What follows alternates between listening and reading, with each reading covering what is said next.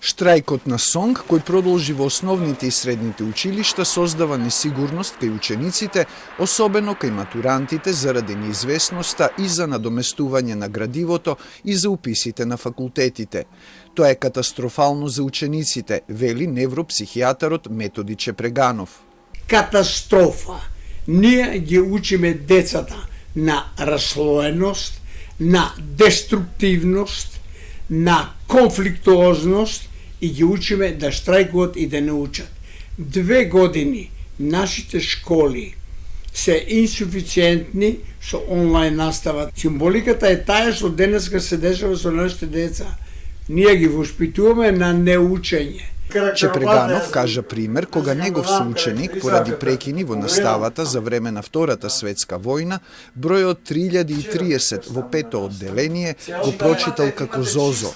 Според него Сонг треба да штрајкува, но паралелно да тече и наставата и преговорите, како што е случајот со штрајковите во Јапонија, каде нема прекин на работата.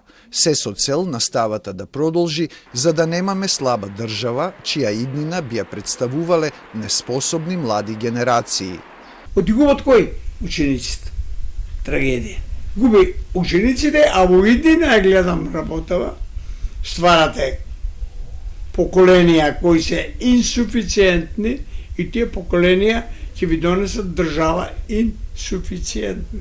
Во штрајкот на Сонг, Чепреганов гледа инает и суета како главни карактеристики на хипертрофирано его и на малигна нарцисоидност. Смета дека решение на проблемот е да се седне со владата, да се разговара и да се најде компромисно решение.